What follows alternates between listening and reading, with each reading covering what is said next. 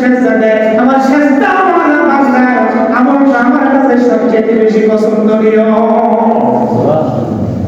বান্দা যখন আমার কদমে সেজদা দেয় আমার কাছে চলে আসে, বান্দা যখন আমার কদমে সেজদা দেয় আমি আল্লাহ তাআলা বান্দার কিন্তু কোনো পর্দা থাকে না। সুবহানাল্লাহ। আমার বান্দার কাছে কোনো পর্দা থাকে না। আমি আল্লাহ তাআলা আমার ৭০,০০০ পর্দা বের করে আমি আল্লাহ আমার বান্দার সামনে দাঁড়ায় যাই।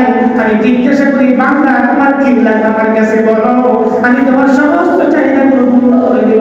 এবার বলবেন চাইবো কার কাছে? আল্লাহর কাছে। যদি বলেন চাইবো কার কাছে? দুনিয়ার সমস্ত হাজতের মধ্যে কার কাছে বলবো? আল্লাহ রাব্বুল আলামিনের কাছে বলবো। আল্লাহ রাব্বুল আলামিন বলেন, বান্দা তুমি যখন আমার কাছে চাইবে রে বান্দা, তুমি আমার কাছে চাইবে, আমি আল্লাহ তাআলা সবচেয়ে বেশি খুশি হই। আর দুনিয়ার জমিনের কাছে মানুষের কাছে বার করছে, মানুষ বেজার হয়, মানুষ বেজার হয়। একবার দুইবার তিনবার চাইলে বাবা একটু সন্তান প্রতি বেজার হয়ে যায়, একটু আসলে তোরা ১০ টাকা দিলাম, আবার তুই ৩০ টাকা দিলি, আবার তুই আসলি, বাবা কিন্তু বেজার হয় কিনা? আবার বলেন বাবা বেজার হয়ে যায়। দৈনিক ২-৩বার সন্তান যখন টাকা দেয় বাবা বেজার হয়ে যায়, বকা দেয়, জালিম সন্তানকে গেলে দেয়। আল্লাহ রাব্বুল আলামিন বলেন, আমার বান্দা যখন আমার কাছে চায়, যতবার চায় ততবার আমি আল্লাহ বেজার হই না, বড় খুশি হই। এমন একটা আল্লাহ পাইছেন যে আল্লাহর কাছে চাইলে আল্লাহ বেজার হয় না, আল্লাহ খুশি হয়। এমন একটা আল্লাহ, এমন একটা মালিক, এমন একটা প্রভু পাইছেন যে প্রভুর কাছে যত চাইবেন তত প্রভু খুশি হয়, প্রভু বেজার হয় না। প্রভু বলে আমার গোলামরা আমার কাছে চাইছে, ও ফেরেশতারা আমার গোলামের চাহিদাটা পূরণ করে দাও। সুবহানাল্লাহ। আমার ভাইরা, আমার বন্ধুগণ, আল্লাহ রাব্বুল আলামিন এই জন্য বলতেছিলাম না, তুমি যখন দুনিয়ার জমিনে তুমি থাকবা বান্দা, নামাজ কায়েম করো, নামাজের মাধ্যমে আমার কাছে সাহায্য চাও, আমার কাছে প্রার্থনা করো। আমার কাছে যখন তুমি প্রার্থনা করবে আমি আল্লাহ তাআলা তোমাকে বরকত দান করে দিব। বান্দা যখন চাইবা না আমি আল্লাহ তাআলা তোমাকে বরকত সিনায় নেব, তোমাকে জিনাবা লাগিয়ে দেওয়া হবে। যখন তোমাকে জিনাবা তোমাকে লাগিয়ে দেওয়া হবে বান্দা, তোমার সংসারের ভিতরে অশান্তি কোনোদিন শেষ হবে না, তোমার সংসারে শান্তি আসবে না। বান্দা তুমি যখন নামাজ কায়েম করবা আল্লাহ রাব্বুল আলামিন আমার কুদরতি কদম দ্বারা কুদরতি হাত দ্বারা আমি তোমার সমস্ত চাহিদা পূরণ আল্লাহ তোমার করে দিব। সুবহানাল্লাহ। এই জন্য আমার ভাইরা, মানুষ যখন মারা যাবেন মৃত্যুর সময় দিনটা শাস্তি হবে ভাই, তার ভিতরে হবে এই মানুষটা যখন মৃত্যুবরণ করবে বিপর্যস্ত অবস্থায় পড়বে, এই মানুষটা মৃত্যু যন্ত্রণায় ভুগবে। আল্লাহ নবী মুহাম্মদ সাল্লাল্লাহু আলাইহি ওয়াসাল্লামের স্ত্রী আম্মা জাইনব সিদ্দিক রাদিয়াল্লাহু তাআলা আনহা আল্লাহ নবীকে জিজ্ঞাসা করে, ইয়া রাসূলুল্লাহ, আমি বললাম নবীজি গো, ঈমানদারের মৃত্যু আর কাফেরের মৃত্যু কি সমান হবে কিনা?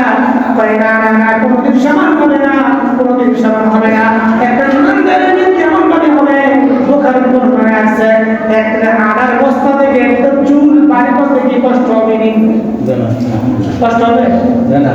একটা আড়ার বস্তা থেকে একটা চুল বাড়ি করতে অনেক কষ্ট না, টান দিলে এসে বলবো বেশি কষ্ট লাগবে না, হাতে বুঝবেই না, এটা আস্তে আস্তে। ঠিক তেমনি আরেক বর্ণনায় আছে, একটা শিশু মাসুম বাচ্চা যখন মায়ের স্তন থেকে দুধ পান করে, দুধ পান করতে করতে বাচ্চারা ঘুমিয়ে যায়, যখন ঘুমিয়ে যায় বাচ্চা আস্তে করে ঘুমিয়ে যায়। আল্লাহ নবী মুহাম্মদ রাসূলুল্লাহ সাল্লাল্লাহু আলাইহি ওয়াসাল্লামের সাথে ফরমান, বুখারী বর্ণনা আছে, এই মানুষটা যখন ঈমানদার হবে, মুত্তাকি হবে, মানে কোন দেখার পরে এই বান্দাটা আল্লাহ তাআলার কাছে অটোমেটিক্যালি ঘুমন্ত অবস্থায় তার মনটা চলে যাবে, তার হাত পা চলে যাবে। আগে থেকে যেমন চুলটা পায় কত কষ্ট হয় না, ঠিক তেমনি একটা ঈমানদারের মৃত্যু বের করতে তেমন কষ্ট হবে না, তেমন টের পাবে না, আঘাত পাবে না। আমার ভাই, আমার বন্ধুরা, আপনাদের সময় ফেরাউনের স্ত্রীর নাম শুনছেন? ফেরাউনের স্ত্রীর নাম কি আসিয়া নাকি? ফেরাউনের স্ত্রীর নাম আসিয়া। আসিয়া কাকে বিশ্বাস করতে বলেন তো? আল্লাহরে। সবাই বলেন কাকে বিশ্বাস করত? আল্লাহরে। আল্লাহ রাব্বুল আলামিনকে বিশ্বাস করত। ফেরাউন ছিল খোদাদারি করত, ফেরাউন ছিল খোদাদারি করত। এই ফেরাউনের কিছু ভালো আমল ছিল, ফেরাউনের কিছু ভালো আমল ছিল। কি আমল ছিল জানেননি? এই ফেরাউন শুধু খোদাদারি করত, কিন্তু কোরআনে ফেরাউনে রাতের বেলায় আল্লাহর কাছে সাহায্য চাইতো। কি চাইতো? একদিন এই জমিনে নাই আপনার এই পানি নাই, জমিনে পানি নাই, জমি ফেটে গেছে গা গিয়া বলে আপনার বাজারে গেল, প্রভু আপনি তো আমাদের প্রভু, তো জমিনে পানি নেই, কাজ করেন কি? পানি দেন না। জমিনে কি নাই? পানি নেই, পানি নেই, পানি নেই। পরে হ্যাঁ কি করবো? জানে আমি তো 2 নম্বর কথা, আমি 2 নম্বর কথা, আমি তো 2 নম্বর কথা, আমি ডুপ্লিকেট কথা, আমি তো অরিজিনাল কথা না। আমি পানি দিব কেমনে? পানি মালিক তো আমি না। হ্যাঁ কি করছে? সমস্ত ভসা করে গিয়া করছে, হ্যাঁ তো জমিনের ভিতরে খরচা করে দেয়। আচ্ছা জমিনে খরচা করে জমিনে সকালবেলা লাগানো গিয়েছে জমিনে এমন দুর্গন্ধ, জমিনে যাও যেতেছে না। এমনি খোদা করে এই খোদায় কাম হইতে পারে, খোদায় কি কাজ হয় না? হ্যাঁ ও প্রভু আপনি কেমন পানি দিলেন যে পানির কারণে আমরা জমিনে ঢুকতে পারি না? কারণ আমরা এই বুঝে আমার খোদা করে যাই বাবা, আসলে এই বুঝে আমার খোদা কি আজকে সূর্য বাবা কারণ খুবই রসুলের দিয়া আর সুনাইনে দিয়া আল্লাহ কি তুমি তো আমার প্রভু, আমি তো জানি ওই সুবহানাল্লাহ বলেন না, তো তুমি যে আমার প্রভু এটা তো আমি জানি। এই তো আমার হাত বাংলার হাত তোমার এই গোলা মেরে খোদা করে আমার কাছে ভালো লাগে, আমার কাছে কি লাগে? ভালো লাগে। হ্যাঁ আমার প্রভু বলে খোদা করে ভালো লাগে। আমি যে 2 নম্বর খোদা, এটা আমিও বলে তুমিও জানো, আমিও জানি। ও প্রভু দুনিয়াতে আমার দিয়ে আখিরাতে কিছু দিও না, কিন্তু আমার বৃষ্টি দরকার, আল্লাহ তুমি বৃষ্টি দিয়ে দাও। সুবহানাল্লাহ বলেন না। এরা আমি চাইছে কার কাছে? আল্লাহর কাছে। কার কাছে? আল্লাহর কাছে। আল্লাহর কাছে আল্লাহ তাআলা তারপর দিন জমিনে বৃষ্টি দিয়েছে। সুবহানাল্লাহ। এই দেখছো কেন কথা বলা? তো বৃষ্টি দিয়েছে কি দিয়েছি? বৃষ্টি দিয়েছে কে? আল্লাহ। যদি বলেন কে দিয়েছে? আল্লাহ তাআলা বলছে আলাম তারা আন্নাল্লাহা আনজালা মিনাস সামাই মা, আসমান থেকে আমি আল্লাহ বৃষ্টি দেই, দুনিয়াতে বৃষ্টি দেয় না। এই বৃষ্টির মালিক আমি আল্লাহ তাআলা। অন্য কেন না, আমাকে চাইছে এক দুনিয়া চাইছে, আমি আল্লাহ তাআলা দুনিয়া দিছি, আখিরাত দিতাম না, আখিরাত দিতাম না। এক খোদা কি চাইছে, খোদা কি বেশি দিন নাই, আমি আল্লাহ থেকে তুমি সুয়ে মারবো। কি করে মারবো? সুয়ে মারবো। আমার বেলা ফেরাউনের ক্ষমতা শেষ। অর্থাৎ এই ফেরাউনের স্ত্রী এই আসিয়া ছিলেন দিনদার পরিত্যাগ মুত্তাকিন। মুসা আলাইহিস সালামের দিন আসছে, ধর্ম মানে মুসলমান হয়েছে। মুসলমান হওয়ার পরে উনি কিন্তু ফেরাউনের কোনো খাদ্য করতে নামাজ পড়ছে। সুবহানাল্লাহ বলেন না। আচ্ছা আমি কই না কয়টা ঘর ফেরাউনের ঘর আছে? যা ঘরে ফেরাউনের ঘর আছে কোনো? আছে? বুঝেন না কথা? বুঝছি। আমরা যারা আছে আমরা ঘরগুলো কি ফেরাউনের ঘর না মুসলমানের ঘর? মুসলমানের ঘর। মুসলমানের ঘর না? যে ফেরাউনের স্ত্রী মুসলমান হইয়া ফেরাউনের একটা কুত্তা কাফের, তার ঘর থেকে ফেরাউনের আসিয়া জীবনে নামাজ পড়া করে নাই। আমরা মুসলমান হয়ে নামাজ পড়া করি, মুসলমান হয়ে নামাজ পড়া করি। আমরা যে ফোকা কইলা দুনিয়ার জমিনে কি আছে? নাই। কি আছে বাবা? কেউ নাই। এইজন্য আসে বলতাছে হ্যাঁ একজন ফেরাউনের স্ত্রী আসে যখন নামাজ আদায় করে, হ্যাঁ ফেরাউনের বলার দিক করেছে, কি করেছে? দিক করেছে, জিকির করতেছে লা ইলাহা ইল্লাল্লাহ, লা ইলাহা ইল্লাল্লাহ, লা ইলাহা ইল্লাল্লাহ মুহাম্মাদুর রাসূলুল্লাহ। আসিয়া যখন জিকির করতেছে তাঙ্গম জম্বুর লোকগুলো শুনে গেছে, ফেরাউনের কাছে বিচার দিচ্ছে, ও প্রভু খোদা ফেরাউন আপনার ঘরের ভিতরে অন্য মালিকের ইবাদত করতেছে, অন্য আল্লাহর ইবাদত করে। কি কার নাম জানি বললো? আপনি তো প্রভু আপনার নাম বলে নাই, এটার ভিতরে আপনার নাম তো নাই। কোন আল্লাহর কথা বলছে? তোমার আপনার স্ত্রী। খোদার স্ত্রী তো ক্ষতি হয় নাকি? খোদার স্ত্রী তো ক্ষতি হয়। এই জন্য আপনার স্ত্রী আমাদের প্রভু মার দিয়ে কার জিকির করছে গো প্রভু জানি না। এবার আসে একটা ডাক দিয়েছে দরবারের ভিতরে, বলে আসে তুমি কার কথা বলছো, কার নাম তুমি ধরছ? মুসলমান না কোনদিন মৃত্যুকে ভয় করা ঠিক কিনা বলে? আসে মুখ বলে বলেন আমি কি তোমার প্রভু না? কোন না না না তুমি আমার প্রভু না, তুমি আমার স্বামী হতে পারো, তুমি আমার প্রভু না। আমার প্রভু হলো যিনি আমাকে সৃষ্টি করেছেন, তোমাকে সৃষ্টি করেছেন, আসমান জমিন সৃষ্টি করেছেন। আমি ওই মালিকের নাম জমিছি, ওই মালিকের ইবাদত করি, ওই মালিকের জিকির করেছি। মুখের ভিতরে নিয়েছি লা ইলাহা ইল্লাল্লাহ মুসা কালিমুল্লাহ। আমি তোমার নাম নেই নাই, আমি ওই মুসা কালিমুল্লাহ আল্লাহর নাম দিতে পারবো। আমি তার ইবাদত করি,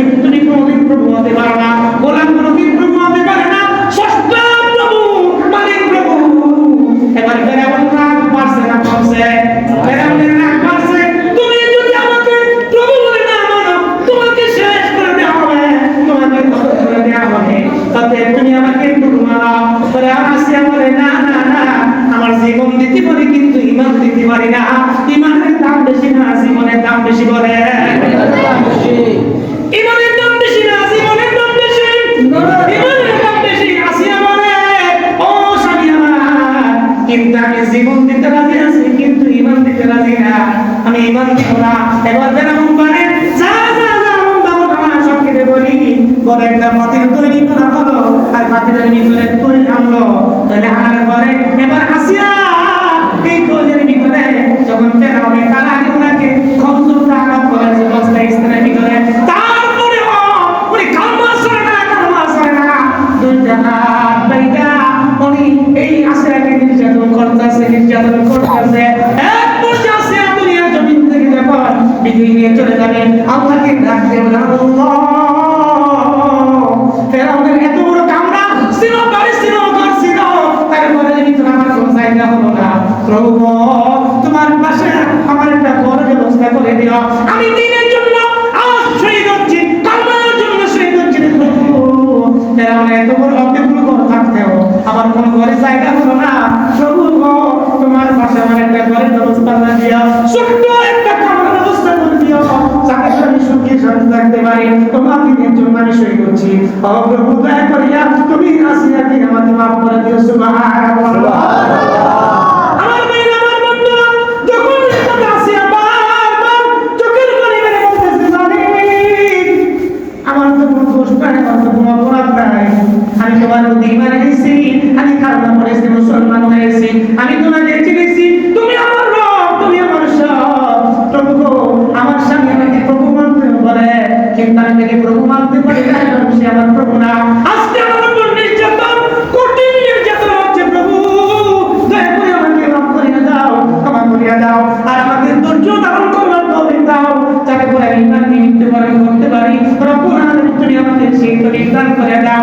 আল্লাহ রব্বুল আলামিন জান্নাতুল ফিরদাউস আল্লাহ তাআলা জিবরাইলকে ডাকতে বলে, জিবরাইল ও জিবরাইল, আমার বান্দীদের কত কষ্ট কত নির্যাতন সহ্য করতে পারতেছে না, যা যা যা আমার বান্দীকে এই মুহূর্তে তৈরির ভিতরে বের হবে।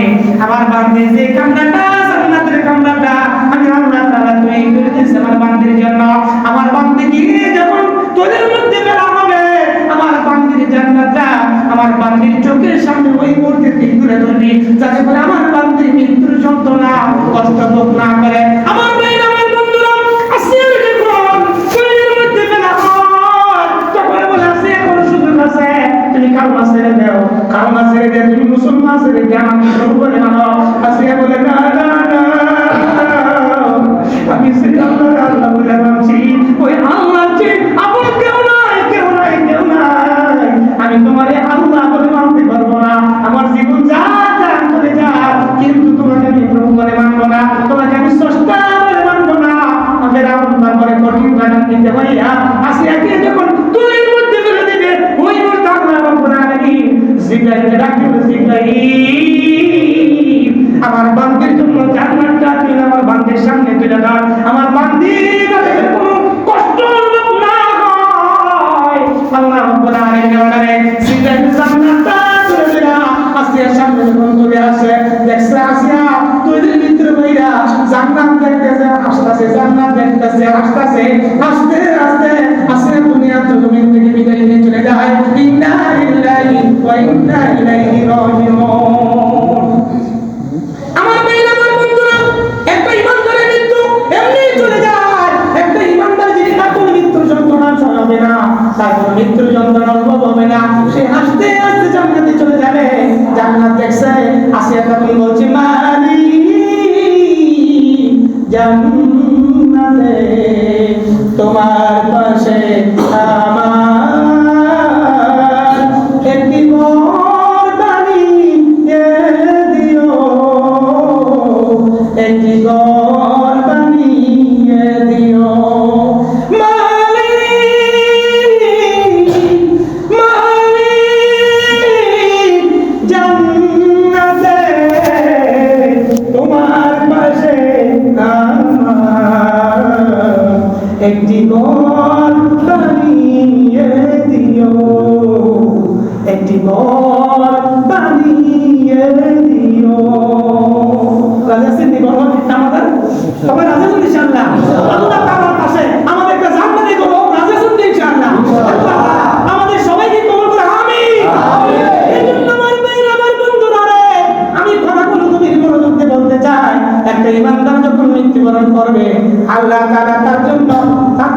আমলগুলো সহজ করে দিলেন। আর যখন একটা বিমান বেনামাজি নামাজ দুনিয়ার জমিন থেকে বিদায় নিয়ে চলে গেলে, হাদিসের বর্ণনায় আসছে একটা মানুষ যখন বেনামাজি মৃত্যুবরণ করবে, মৃত্যুর সময় আর জানবে এমন ভাবে কবজ করা হবে, একটা জীবন্ত খাসির চামড়া, একটা জীবন্ত খাসির চামড়া উল্টা শুনতে যেমন কষ্ট হবে, তার যে 1000 গুণ বেশি একটা বেঈমানের জান কবজ করতে এমন কষ্ট হবে। আমার বন্ধুরা, চক্ষু দুটো বন্ধ করে দেখেন। হ্যাঁ, আপনি কিছুক্ষণ আগে সবাইকে দেখছেন, আর এখন চক্ষু দুটো বন্ধ করে দেখেন, গভীর মনোযোগ দিয়ে।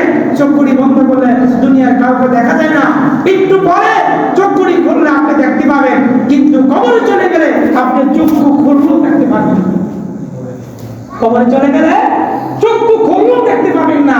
কবরটা এমন করে একটা ভয়ানক স্থান, এমন করে ভয়ানক একটা জায়গা, কোনটা শাস্তির ভিতরে বেনামাজির কবরের ভিতরে 3টা শাস্তি আছে। কবরের ভিতরে একটা শাস্তি হবে মৃত্যুর যন্ত্রণা, কথা বললাম না, আগামী সময় বলবো।